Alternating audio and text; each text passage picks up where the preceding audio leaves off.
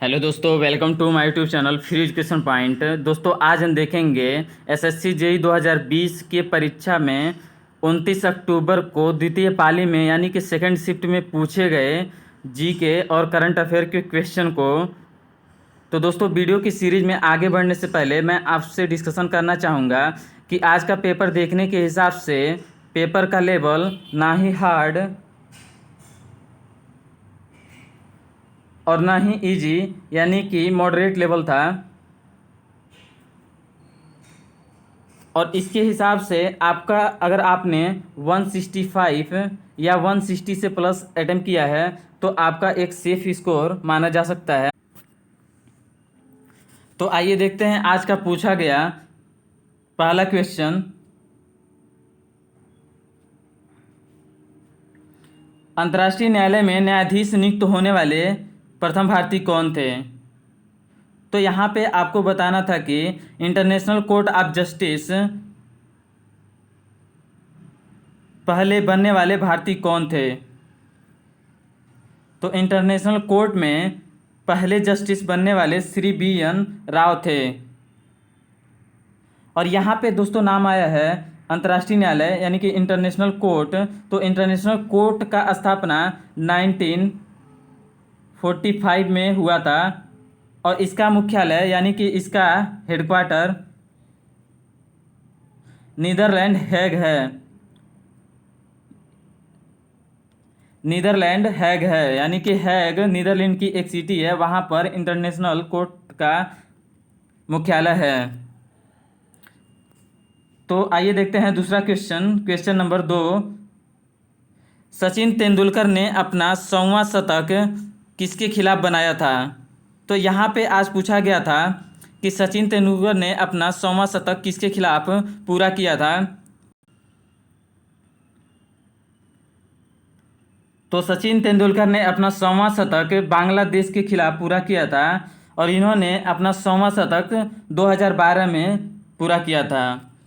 और इस मैच में इंडिया को 5 विकेट से हार का सामना करना पड़ा था। तो आइए देखते हैं दोस्तों अगला क्वेश्चन, क्वेश्चन नंबर 3। GSLV का पूर्ण नाम क्या है? तो यहाँ पर आपको बताना है कि GSLV का पूर्ण रूप क्या है। तो GSLV का फुल फॉर्म जियो सिंक्रोनस सैटेलाइट लॉन्चिंग व्हीकल्स है। तो इसका राइट आंसर जियो सिंक्रोनस सैटेलाइट लॉन्चिंग व्हीकल्स था। और दोस्तों इसका यूज यानी कि GSLV को किसी भी सैटेलाइट को लॉन्च करने के लिए इसका यूज किया जाता है। तो आइए देखते हैं नेक्स्ट क्वेश्चन जो आज के एग्जाम में पूछा गया था यानी कि 28 अक्टूबर के एग्जाम में पूछा गया था कि भारत का सबसे लंबा राष्ट्रीय राजमार्ग कौन सा है? तो भारत का सबसे लंबा राष्ट्रीय राजमार्ग NH-44 है। NH-44 जो है भारत का सबसे लंबा राष्ट्रीय राजमार्ग है और इससे पहले इसका नाम राष्ट्रीय राजमार्ग 7 था। और दोस्तों मैं आपको बता दूं कि राष्ट्रीय राजमार्ग 4 यानी कि NH-4 कश्मीर से कन्याकुमारी तक लंबा यानी कि राष्ट्रीय राजमार्ग 44 कश्मीर से कन्याकुमारी तक जाता है। तो नेक्स्ट क्वेश्चन है क्वेश्चन नंबर 5। FSSAI के खाद्य सुरक्षा सूचकांक में किस राज्य को प्रथम स्थान दिया गया है? तो आज यह पूछा गया था कि FSSAI के खाद्य सुरक्षा सूचकांक में किस राज्य को प्रथम स्थान दिया गया है? तो इसका राइट आंसर गुजरात था। और यहाँ पे आया है नाम FSSAI। तो FSSAI का फुल फॉर्म फूड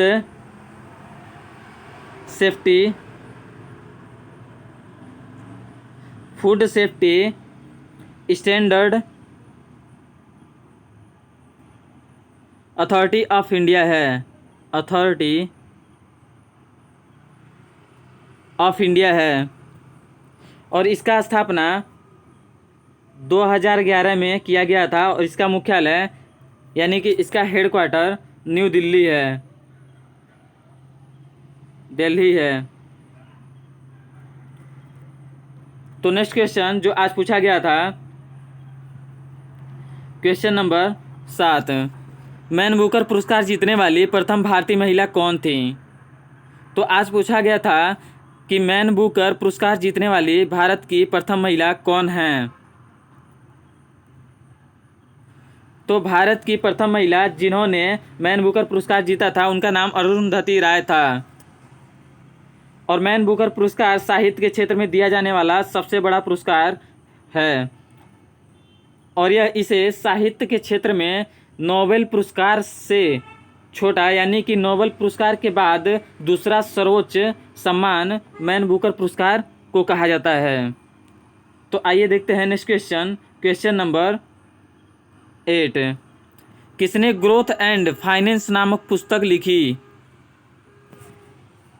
तो आपको बताना था कि आज के क्वेश्चन में ये भी पूछा गया था कि ग्रोथ एंड फाइनेंस नामक पुस्तक किसके द्वारा लिखी गई है? तो इसका राइट आंसर सी रंगराजन था। सी रंगराजन के द्वारा ग्रोथ एंड फाइनेंस पुस्तक लिखा गया था और यह एक भारतीय अर्थशास्त्री हैं। तो नेक्स्ट क्वेश्चन है क्वेश्चन नंबर 9, नॉर्वे देश की करेंसी क्या है? तो आपको बताना था कि नॉर्वे देश की करेंसी यानी कि मुद्रा क्या है? तो इसका राइट आंसर नॉर्वेजियन क्रोन है। नॉर्वेजियन क्रोन नॉर्वे देश का करेंसी है और यहाँ पे नाम आया है नॉर्वे, तो नॉर्वे का कैपिटल ओस्लो है, ओस्लो है। और दोस्तों कभी कभी एग्जाम में भी पूछता है कि मध्यरात्रि का सूर्य यानी कि मध्यरात्रि का सूर्य सूर्य किस देश को कहा जाता है? तो मध्यरात्रि का देश नॉर्वे को ही कहा जाता है। तो नेक्स्ट क्वेश्चन है क्वेश्चन नंबर 10, पोलावरम प्रोजेक्ट किस राज्य में स्थित है? तो पोलावरम प्रोजेक्ट आंध्र प्रदेश राज्य के गोदावरी जिले में स्थित है, जो यहाँ पे मेंशन किया गया है। और इसका शुरुआत यानी कि पोलावरम प्रोजेक्ट का शुरुआत 2004 में किया गया था और यह गोदावरी नदी पर स्थित है। यह परियोजना गोदावरी नदी पर स्थित है और इस प्रोजेक्ट का टोटल क्षमता यानी कि विद्युत उत्पादन क्षमता 960 मेगावाट है। तो नेक्स्ट क्वेश्चन, और दोस्तों यह भी बता दूं क्योंकि यह भी पूछ सकता है एग्जाम में कि पोलावरम प्रोजेक्ट को किस वर्ष चालू किया गया यानी कि किस वर्ष कार्य में लाया गया? तो पोलावरम प्रोजेक्ट को 2019 में कार्य में लाया गया था। तो next question, question number 11, Congress अधिवेशन 1996 किस कार्य के लिए जाना जाता है? तो आज यानी कि 28 अक्टूबर को पूछे गए क्वेश्चन, कांग्रेस अधिवेशन 1896 को भारत के राष्ट्रीय गीत को पहली बार गाए जाने के लिए जाना जाता है। यानी कि कांग्रेस अधिवेशन 1896 जो कलकत्ता में हुआ था उसमें भारत के राष्ट्रीय गीत को पहली बार यानी कि जो भारत का राष्ट्रीय गीत वंदे मातरम है, वंदे मातरम को पहली बार अपनाया गया था। और दोस्तों यहाँ पे नाम आया है वंदे मातरम, तो वंदे मातरम के रचयिता यानी कि वंदे मातरम गीत के रचना बंकिम चंद्र चट्टोपाध्याय जी ने किया था। बंकिम चंद्र चट्टोपाध्याय ने किया था। तो नेक्स्ट क्वेश्चन है क्वेश्चन नंबर 12, कौन सी योजना जो कार्य समूह को मदद करने के लिए शुरुआत की गई थी? तो स्वर्ण जयंती ग्राम स्वरोजगार योजना रोजगार को प्रदान करने के लिए शुरुआत ये की गई थी और इसका शुरुआत यानी कि इसका स्टार्ट 1 अप्रैल सन 1999 में किया गया था और इसको शुरुआत यानी कि इसको शुरुआत करने वाले अटल बिहारी वाजपेयी जी थे। तो नेक्स्ट क्वेश्चन, क्वेश्चन नंबर 13, नीला हेलमेट वर्ड निम्नलिखित में से किस से संबंधित है? तो नीला हेलमेट वर्ड संयुक्त राष्ट्र शांति सेना से संबंधित है। तो नेक्स्ट क्वेश्चन है क्वेश्चन नंबर 14। नींबू में लिटिल लीफ रोग किसके कमी के कारण यानी कि किस तत्व के कमी के कारण पाया जाता है? तो नींबू में लिटिल लीफ रोग को तांबा की कमी के कारण पाया जाता है। तो इसका राइट आंसर तांबा यानी कि ब्रास। और दोस्तों यहाँ पे नाम आया है तांबा यानी कि ब्रास। तो ब्रास का मिश्रण यानी कि ब्रास कापर और जिंक का मिश्रण होता है। यह भी कभी कभी एग्जाम में पूछ दिया जाता है। तो नेक्स्ट क्वेश्चन है जो आज पूछा गया था यानी कि आज 28 अक्टूबर को पूछा गया था। यूनाइटेड नेशन यानी कि संयुक्त राष्ट्र संघ के प्रथम महासचिव कौन थे? तो यूनाइटेड नेशन के प्रथम सचिव ट्रिगवैली थे। और यूनाइटेड नेशन के वर्तमान सचिव एंटोनियो गुटरेस हैं। एंटोनियो गुटरेस हैं। और यहाँ पे नाम है यूनाइटेड नेशन। तो यूनाइटेड नेशन का स्थापना सन 1945 में किया गया था यानी कि सन 1945 में किया गया था। और इसका मुख्यालय न्यूयॉर्क है। न्यूयॉर्क है। तो नेक्स्ट क्वेश्चन है क्वेश्चन नंबर 16। हरित क्रांति के पिता किसे कहा जाता है? तो यहाँ पर आज पूछा गया था कि हरित क्रांति के पिता किसे कहा जाता है? तो नॉर्मन बोरलॉग को हरित क्रांति के जनक के रूप में जाना जाता है। और भारत के हरित क्रांति यानी कि भारत में हरित क्रांति के जनक डॉक्टर एम एस स्वामीनाथन को कहा जाता है।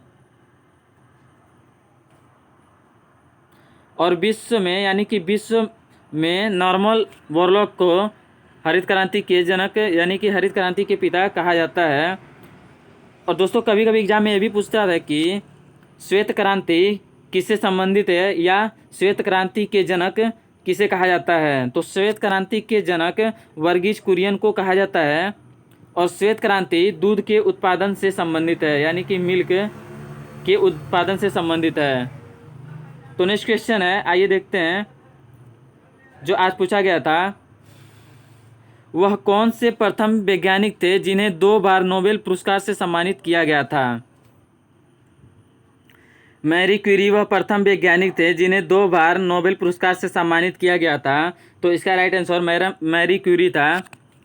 और इनको यह पुरस्कार सन 1903 ईस्वी में दिया गया था। और इनका योगदान फिजिक्स के क्षेत्र में रेडियो एक्टिविता यानी कि रेडियो एक्टिविटी की खोज करने के लिए दिया गया था। और दोस्तों यहाँ पे नाम आया है नोबेल पुरस्कार। तो नोबेल पुरस्कार की शुरुआत सन 1901 में किया गया था यानी कि सन 1901 में किया गया था। और इसको यानी कि नोबेल पुरस्कार को अल्फ्रेड नोबेल जो डायनामाइट के खोज किए थे उनके उपलक्ष्य में यानी उनकी याद में दिया जाता है। अल्फ्रेड नोबेल के याद में दिया जाता है। तो आइए देखते हैं नेक्स्ट क्वेश्चन नंबर 18। कॉफ़ी की उत्पादक में भारत का सबसे अग्रणी राज्य कौन सा है? तो कॉफ़ी के उत्पादन में भारत का अग्रणी राज्य कर्नाटक है। तो इसका राइट आंसर कर्नाटक। और कॉफ़ी के उत्पादन में दूसरा सबसे बड़ा अग्रणी राज्य यानी कि दूसरा राज्य वेस्ट बंगाल है। और कॉफ़ी के उत्पादन में तीसरा भारत का सबसे बड़ा राज्य असम है। तो नेक्स्ट क्वेश्चन है क्वेश्चन नंबर 19। भारत में 1000, 5000 तथा 10,000 के नोट आज़ादी के बाद किसके द्वारा यानी कि कब शुरू किया गया था? तो यहाँ पर पूछा गया था कि भारत में 1000 और 5000 और 10,000 के नोटों को आज़ादी के बाद कब शुरू किया गया था? तो भारत में इन नोटों को 1954 ईस्वी में शुरू किया गया था। और पुनः इसको सन 1978 यानी कि सन 1978 में बंद कर दिया गया था। यानी कि 5,000 और 10,000 के नोटों को 1978 में बंद कर दिया गया था और 1,000 का नोट चल ही रहा था। तो नेक्स्ट क्वेश्चन है क्वेश्चन नंबर 20। आधुनिक अनुवांशिकी के जनक किसे कहा जाता है? तो आधुनिक अनुवांशिकी के जनक ग्रेगर जान मंडल को कहा जाता है। आधुनिक अनुवांशिकी के जनक ग्रेगर जान मेंडल को कहा जाता है। तो नेक्स्ट क्वेश्चन है क्वेश्चन नंबर 21। रडार के आविष्कारक कौन थे? तो यहाँ पर आपको बताना था, जो आज पूछा गया था, रडार यानी कि रडार का full form radio detection and ranging है। रेडियो डिटेक्शन एंड रेंजिंग है।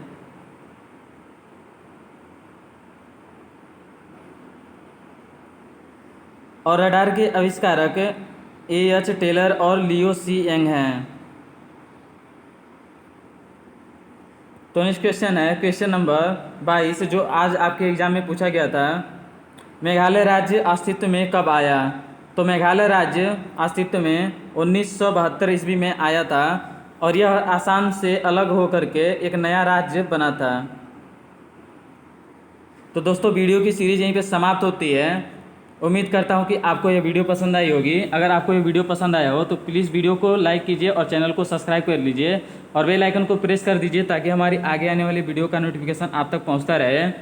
और कमेंट करके हमें मोटिवेट जरूर करें, क्योंकि आपके मोटिवेट करने से हमें एक अलग ही एनर्जी मिलती है। Thanks for watching, wish you all the best.